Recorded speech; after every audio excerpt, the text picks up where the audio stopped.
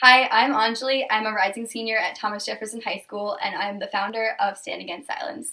Hi, I'm Michelle, and I'm a rising senior at McLean, and I'm the founder of Speak Up. We're here to talk to you guys today about an issue that we're both really passionate about, sexual assault. We feel that this is an issue that everyone should be concerned with, and our goal is to solve this problem with your help. We know a lot of people who have experienced rape and sexual assault firsthand, and we're really doing this project for them. Rape is a problem that impacts more people than we could have ever expected, and in listening to the stories of the victim, we realized that rape could literally happen to anyone. We ask that you just give us a few minutes of your time, and I promise that you won't regret it. Rape culture? What's that? It's the culture that normalizes and accepts rape, and it isn't caused by a single factor. Rape is so prevalent on campuses today because of the attitudes formed by the community at a young age. Unfortunately, rape on campus is far more frequent than you might think. Nearly 1 in 3 college men admitted that they would commit rape if there were no consequences. Furthermore, 1 in 9 college men have admitted to committing sexual assault. So where does this attitude come from? We believe that it comes from a variety of sources. Man up. Boys don't cry. You throw like a girl. The way we speak to one another translates directly to how we treat each other. It's our responsibility to keep our language nonviolent and respectful. If you remove things from the base, the whole thing will fall. This entire pyramid of red cups is the foundation of rape culture, and we want to make an active effort to destruct it from the bottom by changing our language. We can no longer accept victim blaming as the solution to a case of sexual assault. It's never the victim's fault, no matter what she or he was wearing.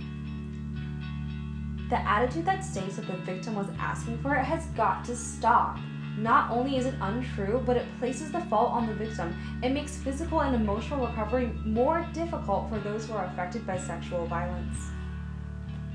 When we refuse to acknowledge rape as a real crime, it provides more power to the rapist and less to the victim, making it seem like rape is okay. When we refuse to hold the rapist accountable for his or her actions, we are perpetuating the culture that accepts rape as a given. 1 out of every 6 women in America will be sexually assaulted in her lifetime. In addition, 1 out of every 33 American men will be sexually assaulted in his lifetime as well. Rape is a 100% real problem, but fortunately, rape is a 100% preventable problem. Rape is closely tied with sexual harassment. Like with the solo cup analogy, begin with sexual harassment and the end result could be much, much worse. We as high school students must remember that if it's unwanted, it is harassment, and it's certainly not consensual. This is true for maintaining healthy relationships in high school, college, and beyond. We believe that a change in this idea of rape culture begins with changing our attitudes on the 4 factors we just discussed. We know that we as high school students can put an end to rape culture because it really shouldn't be a culture to begin with. Sexual assault prevention starts with your language. Change it today.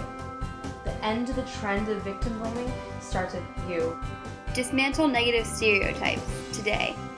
Acknowledge that rape is happening and that you can help stop it. Take the pledge. Speak up and stand against silence. Understand that you can play an active role in ending sexual harassment. Because everyone deserves to be treated with respect. We want to raise awareness and combat the causes of sexual assault at the core and at the high school level in order to end rape on college campuses and beyond. These are some of the primary factors of sexual assault, but by all means, not all the factors. We believe that by taking action at the high school level, we will affect the way that sexual assault is viewed on campuses and beyond. That's why we encourage you to speak up and stand against silence today, not tomorrow. We believe that high school students have the power to change the mentality around sexual assault. So let's stigmatize rape and not rape victims. We want to shape the way our generation views sexual assault by talking, healing out, and taking action. We want to combat sexual assault in various ways, from teal-outs to raise awareness to providing consent education in schools in Fairfax County and Washington, D.C., and we will be using both Stand Against Silence and Speak Up to implement our plan throughout this school year and beyond. Stand Against Silence was created last October for the purpose of bringing attention to the issue of sexual assault and establishing a resource for consent education.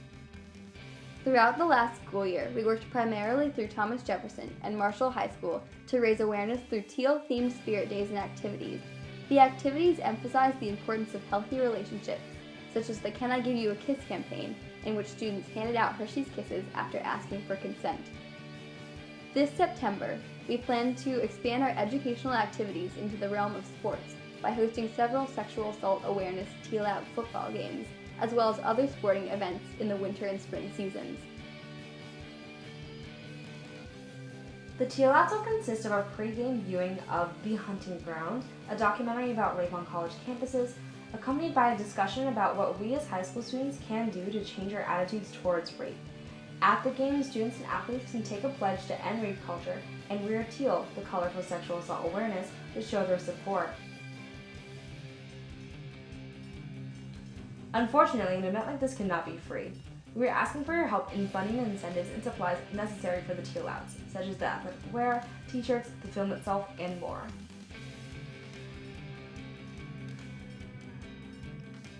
In the 2015-2016 school year, Stand Against Silence will be partnering with the Speak Up Initiative, an organization founded in June of 2014 and based out of McLean High School.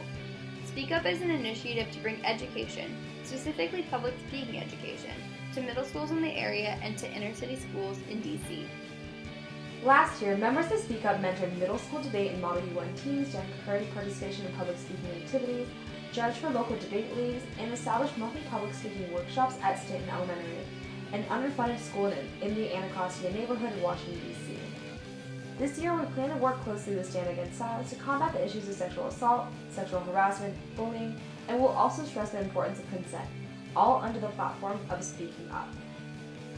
This November, we are working with Stand Against Silence to host another workshop at Stanton, with the focus of ending bullying and establishing healthy relationships among students from a young age. We plan to bring activities like discussion circles and the Can I Give You a Kiss campaign on consent to hone in that focus. We also like to give the students at Stanton a little surprise at the end of each visit. Last time it was snickerdoodles and 700 plus books. What will it be this time?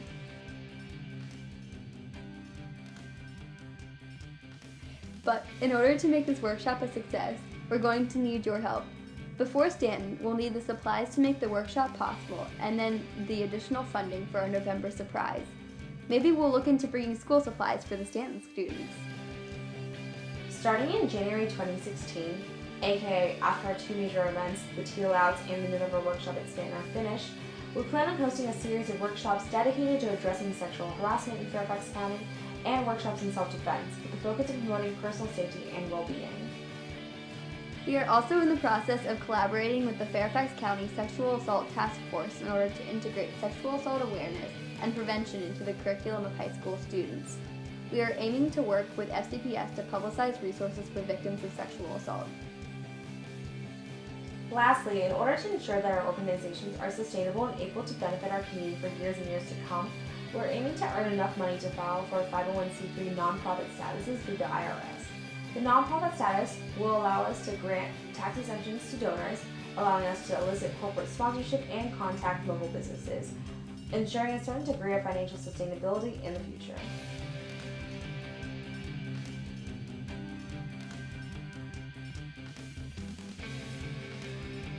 Thanks for sticking with us. We need your help and your support to take the first step in combating sexual assault, especially on college campuses.